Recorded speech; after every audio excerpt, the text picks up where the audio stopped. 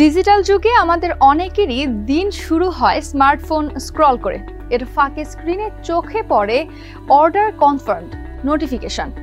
আপনি হয়তো ভাবতে পারেন, আমি তো শুধু একটু ব্রাউজ করেছিলাম, অ্যাড টু কার্ট বাটনে ক্লিক দিলাম কখন? মনোবিজ্ঞানের ভাষায় একে ইমোশনাল স্পেন্ডিং বলে, অর্থাৎ আবেগের বশে খরচ করা। মন খারাপ, রাগ বা একাকিত্বের সময় আমরা অনেকেই কিছু কিনে মন ভালো করার চেষ্টা করি। তখন আমাদের সিদ্ধান্ত নিতে সহায়তাকারী মস্তিষ্কের ডোপামিন কম সক্রিয় থাকে, ফলে কিভাবে টাকা খরচ করছি তা নিয়ে খুব একটা চিন্তা করি না, শুধু কিনে ফেলি। কিন্তু এই কেনাকাটা মুহূর্তের জন্য আনন্দ দিলেও বেশিক্ষণ টেকে না। পরক্ষণেই মনে হয়, কেন এত কিছু কিনলাম? 2024 সালের নভেম্বরে প্রকাশিত আন্ডারস্ট্যান্ডিং বাংলাদেশ ই-কমার্স ল্যান্ডস্কেপ শীর্ষক প্রতিবেদনে বলা হয়, বাংলাদেশে প্রায় 80% অনলাইন কেনাকাটা হয় মোবাইল ফোনের মাধ্যমে, বাকি 20% ডেস্কটপ বা কম্পিউটারে। অর্থাৎ মানুষ এখন ফেসবুক বা ইনস্টাগ্রামে স্ক্রল করতে করতে অজান্তেই অনলাইন শপিং করেন। এই প্ল্যাটফর্মগুলোর অ্যালগরিদম আমাদের পছন্দ বুঝে ক্রমে ক্রমে বিজ্ঞাপন দেখায়। আমরা ভাবি শুধু একটু দেখছি, কিন্তু সেই স্ক্রলিং এর মধ্যে অনেক সময় পণ্য কার্টে চলে যায়। এই অ্যালগরিদম এমনভাবে তৈরি যাতে আমরা যত বেশি সময় অনলাইনে থাকি তত বেশি কেনাকাটা করি। প্রায় সব অনলাইন ব্যবসায়েরই ফেসবুক পেজ আছে, যা তাদের বিক্রি বাড়াতে সহায়তা করে। 2023 সালে বাংলাদেশে ছিল প্রায় 2000টি ই-কমার্স ওয়েবসাইট ও 3 লাখের বেশি সক্রিয় এফ-কমার্স পেজ, যার বাজার মূল্য প্রায় 1000 কোটি টাকা। 2024 সালে তা বেড়ে দাঁড়ায় 12 থেকে 15 হাজার কোটি টাকায়।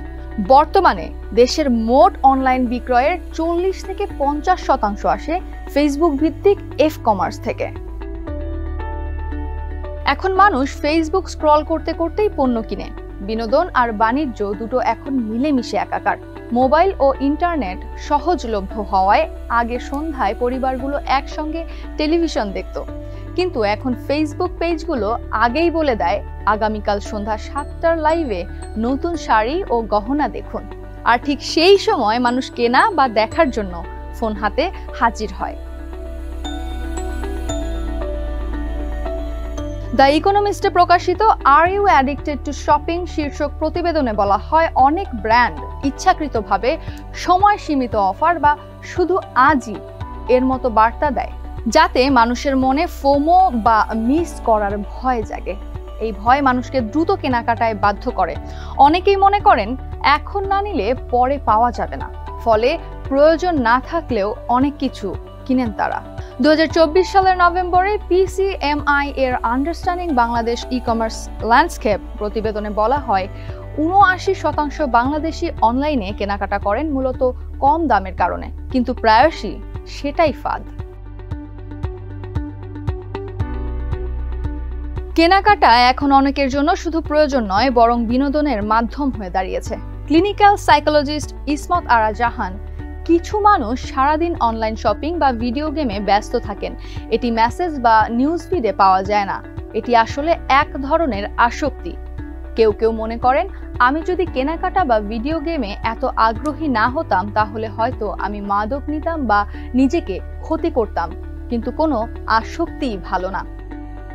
2021 সালের মার্চে রিসার্চ গেটে প্রকাশিত ঢাকা শহরের অনলাইন গ্রাহকদের সন্তুষ্টি নির্ধারণকারী কারণ গবেষণায় দেখা গেছে, দেশের মানুষ প্রধানত 3টি কারণে অনলাইনে কেনাকাটা করে: সময় বাঁচানোর জন্য, সুবিধাজনক অবস্থান এবং পণ্যের বৈচিত্র্যের জন্য।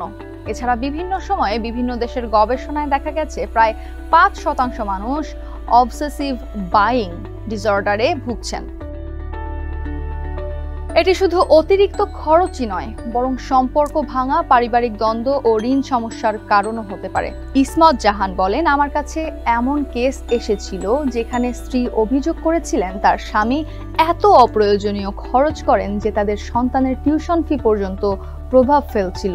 আমার আরেকজন পুরুষ রোগী প্রায় প্রতিদিন কিছু না কিছু অর্ডার করতেন, কিন্তু কখনো তা ব্যবহার করতেন না। তার ঘরটা ভরে ছিল অপ্রয়োজনীয় জিনিসপত্রে। এই ধরনের বাধ্যতামূলক কেনাকাটার আচরণ অনেক সময় বৈবাহিক দ্বন্দ্বের কারণ হয়ে দাঁড়াতে পারে। কেনাকাটার আসক্তি থেকে দূরে থাকা কঠিন, কারণ এখন এটি সামাজিক মর্যাদার সঙ্গে জড়িত, আর ধারণাটির সূত্রপাত মার্কিন যুক্তরাষ্ট্রে। ঊনবিংশ শতাব্দীর শেষের দিকে প্রযুক্তি এবং অর্থনৈতিক উন্নতির কারণে নিত্য প্রয়োজনীয় জিনিসপত্র সাশ্রয়ী এবং সহজলভ্য হয়ে ওঠে। তখন মার্কিনীরা মনে করতে শুরু করে একজনের সামাজিক মর্যাদা তার ক্রয় ক্ষমতার উপর নির্ভর করে। আর আজ এই ধারণা বাংলাদেশ সহ গোটা বিশ্ব জুড়ে ছড়িয়ে পড়েছে, যেখানে কেনাকাটা মানে শুধু প্রয়োজন নয়, বরং সামাজিক অবস্থানের প্রতীক। কেনাকাটার আসক্তি থেকে মুক্তি পাওয়ার উপায় নিয়ে মনোবিজ্ঞানীরা কিছু পরামর্শ দিয়েছেন। তারা বলেছেন, অনলাইন শপিং পেজ থেকে নিয়মিত আনসাবস্ক্রাইব করলে বিজ্ঞাপন কম দেখা যায়, ফলে প্রলোভনও কমে। এছাড়া বাইরে হাঁটতে যাওয়া বা বাগানে সময় কাটানো মনকে শান্ত রাখে। এছাড়া ফোনে অবিরাম স্ক্রল করার বদলে পরিবারের বা বন্ধুদের সঙ্গে সরাসরি মেলামেশা করা সাহায্য করে। এই ছোট ছোট পরিবর্তনগুলোই আসক্তি কমাতে কার্যকর হতে পারে বলে মনে করেন বিশেষজ্ঞরা।